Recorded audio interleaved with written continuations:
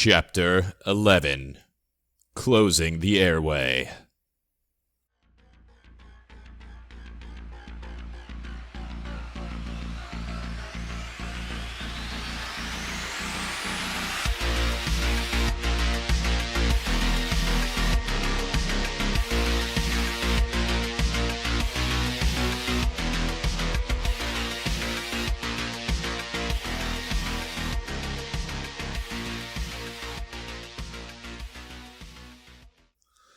Frost awoke with a jolt of searing pain, the scent of cooked meat penetrating his nostrils. He screamed and writhed, causing Carolina to stagger backwards. He screamed again through grinding teeth as his body twisted in agony. He looked down and saw his wound was now soldered shut. Carolina looked at him in fear, and he saw her face was bruised, split, and bleeding. One hand was charred, and the fingers seemed to be held on by nothing but dangling strips of flesh and tendons. She held a metal pipe in one hand, and a blowtorch in the other. "What happened?" asked Frost. Carolina put a finger to her lips, then leaned in close. "We scorched that fucking thing, Frost. We fucking scorched it." His eyes lit in memory of the events that had transpired, and he relaxed a bit, chuckling. "Thought it was all a bad dream." She shook her head. "What happened to you?" Carolina said nothing, but merely looked over at Solomon. The man was cradling his head into his hands, rocking back and forth in his seat. She looked back to Frost. "That cocksucker, I'll—" She shushed him. "We're all stressed right now. Hush. That place, it's doing things to our heads. I'm having thoughts, visions like... No, never mind. I can tell it's taking its toll on poor little Benny, too." "Still, that ain't..." She shook her head. "Don't worry about him. I seen them things out the window. The things with the arms, remember?" Frost's blood ran cold. "And there's something in the engine room, too, all thumping around and making noise. I don't know what to do, and Benny won't wake up." She started crying. He shushed her softly. "I'm gonna get us out of this shit, okay? I'm gonna get us all out of here. Did you happen to see if there were any painkillers in the first aid kit?" She nodded. "We always keep morphine." "Methyl?" She nodded. "Go get me both, and if you can find some beer that hasn't been shattered, it'd be nice." She nodded and scurried towards the cargo bay. They slowly moved towards the ship, creeping, keeping their eyes on the gun mounted to the top of it. They knew at any point in time the large turret could turn and lay waste to their ranks, so they slithered on their bellies. Gray flesh blended in with the dark ground, scorched eons prior in a cosmic war humans had not seen. They were of a rebel race, the first to escape the realm of the jester. They would not go back, and they would not permit another race to bring more chaos to this universe. This could not be allowed. Gunfire suddenly erupted, several bullets crackling through the air and tearing into the beast's flesh.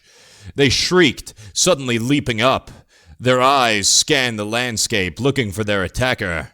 Another string of gunfire whizzed over their heads.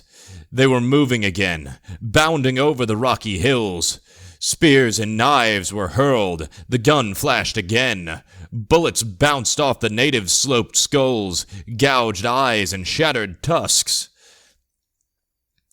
They were only 20 feet away when one of the blades they had thrown then came hurtling towards them like a saw blade. One of the creature's heads split open, dumping the inner workings out onto the ground as its corpse toppled head over heel.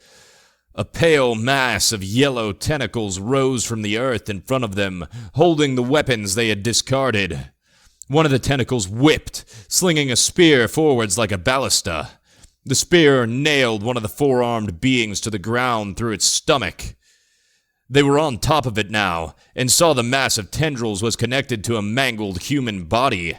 They pounced, not thinking for a moment about their own bodies. Tentacles flailed, primitively attempting to use the weapons they had. Arms flopped onto the ground, heads rolled from shoulders, bodies were split clean in half, but the swirling mass of yellow was seemingly unaffected. One of the beings snatched at the human body from which the tentacles came, pulling on its one and only leg. The human arm dropped its gun, and from the mass of tendrils it snatched another gun. The shotgun barked, and the tusked assailant's head burst like a piñata full of gore. One of the beings, thinking more primitively than the rest, hoisted a large rock. Tentacles snatched and grabbed at him, trying to restrain all four of his sinewy arms. The being powered through it, smashing the rock down on the human carcass inhabited by the yellow mass. The carcass was shattered, and there came a low vibration which the beings could feel in their eyes, a cosmic screech. Blood began running from the creature's eyes, staining their faces in yellow ichor. The tendrils seemed to shrink, the organs needed to support them now smashed. Something small burst from the shattered jaw of the man, a yellow ball of limbs and tendrils, wriggling to safety. One of the beings snatched it up. Tentacles and hands grabbed hold of the creature's arm, but it cared not. Small eyes stared out from the baby-like head, fear written in them. A small piece of an infant god faced with something that it somehow knew was more powerful than itself. The four-armed being swallowed the yellow mass whole. It burped, hacked, and retched several times, then shuddered, clutching its stomach. All on the same wavelength, they turned once more towards the metal craft, dreading the task ahead of them. The hallway swayed in Frost's vision like a mirage in the desert. He legitimately could not tell if he had died of an overdose and was merely experiencing the world through his third eye, or was legitimately going to do combat with such a horrid creature. All he knew was that his body demanded movement. It was like every muscle was taut, every cell vibrating. The air had a reek of sulfur, and the room seemed to wriggle and writhe in a way that was more than drug-addled hallucinations. Swirling tentacles of color reached out, almost touching him, then dissipating right before contact. Frost clutched a can of pressurized cleaner in one hand, and his lighter in the other, striding forwards into the neon abyss. He could hear laughter ring through the engine bay, hysterical and rhythmic as if some cosmic entity were watching a sitcom. Frost growled and rounded the engine block. It was there watching him, waiting for him. A swirling mass of neon colors. He could see the creature's eyes made of spiritual flesh and vibrational blood. They glowered at him in hatred. A tongue of vibrations that he could not touch reached into his nostril, distorting his brain even farther. He aimed his spray can. Something grabbed hold of Frost's ankle, winding it around and pulling him. He was slung violently into the engine block, but the uppers in his system didn't allow him to feel anything more than a numb buzzing reverberating through his being. He slowly rose, pushing himself from the ground in spite of not being able to feel his arms. He was yanked again, this time slamming into a wall. His head was a dull mess of ringing ears and warbling vision. The vision he could parse through was like looking at a junkyard through a kaleidoscope. But he could feel it touching his leg. He aimed again, this time pressing down and flicking the lighter. Whatever had been on the bandit's leg shriveled, and he heard an inhuman shriek through his awakened astral ears. He scrambled up and saw visions of limbs and tendrils stretching towards him. It was like watching it in slow motion, but also all too fast to perceive. Moving forwards, he shot flames towards the long limbs of the new god. It screamed in agony. Benny stirred, his eyes finally fluttering open. Desolate, rocky wasteland stretched on as far as his eyes could see past the cracked windshield of the cockpit. He swore under his breath, unbuckling his seatbelt. Looking around the room, he saw Solomon staring down the hatch, muttering esoteric truths to himself over and over to try and ease his own mind. Benny's breath caught. There was a scorched carcass pushed into the corner. He racked his brain, imagining what vicious thing might have done this. Then he remembered the conversation he'd had with Frost, and relaxed. Thinking of Frost now, he realized the man was nowhere to be seen. He rose slowly, eyeing Solomon carefully. The man could not be trusted. There was something wrong with him. Benny glanced down and saw Carolina's milky white legs hanging from under the control panel where she slept. He allowed himself a soft smile, just knowing she was still okay. Then he saw her face. Her luscious lips were cracked, with blood dried all the way down her chin. One eye was swollen shut and blackened, one ear swelled into cauliflower. Her exposed midriff bore black and blue bruises. Benny rose, clenching his fist. He said nothing as he stalked towards Solomon. "Sit down, Benny," Solomon said, suddenly aware of his surroundings. "I'm gonna fucking kill you," Benny frothed. "No, you're not."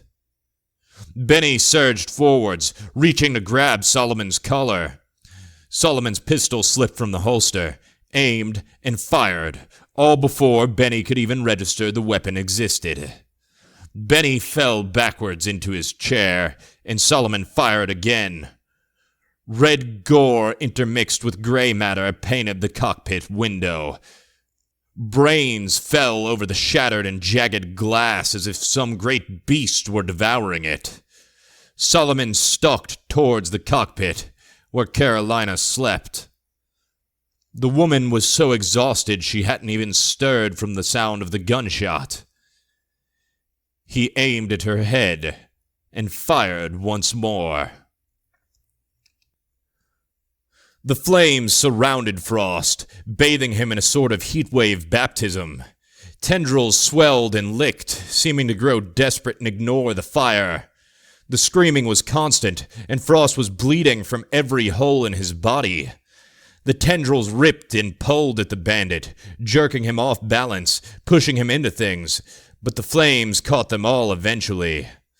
The oil coating the metallic interior of the engine bay had caught fire as well, and the tendrils swerved like fighter jets to avoid it. Flames would leap from one puddle or smear of oil to the next, like jumping children playing a game of the floor is lava. Though the drugs wouldn't let him feel it, he had several broken bones. He stumbled through the flames, coughing and hacking as smoke permeated his lungs. Something struck him alongside his head, and he was sent reeling. He fell face first onto the metal-grated floor. Flames ate away at one of his arms, charring it down to the sinew, although he couldn't feel his peeling flesh. From his position on the ground, he gazed into the swirling mass of colors. It was like looking into the well from which all colors had sprung. The visible spectrum distorted and melted as new colors bulged through and flitted into existence before blinking out the next moment. Frost began laughing, his stomach turning in uproarious laughter. He laughed until it felt like he would vomit. He laughed until his throat hurt. This was not the laughter elicited from the relic, though. Not the maniacal and unhinged laughter brought on by delirium. This was a laughter of pure and utter victory, as he realized that in spite of all this new creature's knowledge, it still had a crude means by which it understood the rules and laws of the world. The idiot had huddled inside the escape pod. Frost pushed himself from the ground, his body blazing as he surged forwards. Tendrils wrapped around him. He batted them with his still flaming hand. The rubber of his gloves melted with his flesh. His cheeks seared off so to leave his teeth exposed as his gums receded. He reached forwards to the red lever on the side of the pod, his hand fumbling and flipping the starter breaker. His singed fingers wrapped around the bright red handle, and he gave it a hard yank. The beings paused just shy of breaching the craft. They halted their advance as the newborn god's psychic screams ripped through the fabric of reality. They stared, waiting, unsure of what their next move should be. One of them took a hesitant step forwards. Something clanked on board the ship. The sound rolled across the planet. From the side of the football-shaped craft, a large tube fired off. Small but efficient thrusters propelled it at Mach speed.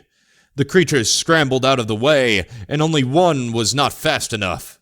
The escape pod slammed into the four-armed being, liquefying it into a gory slop.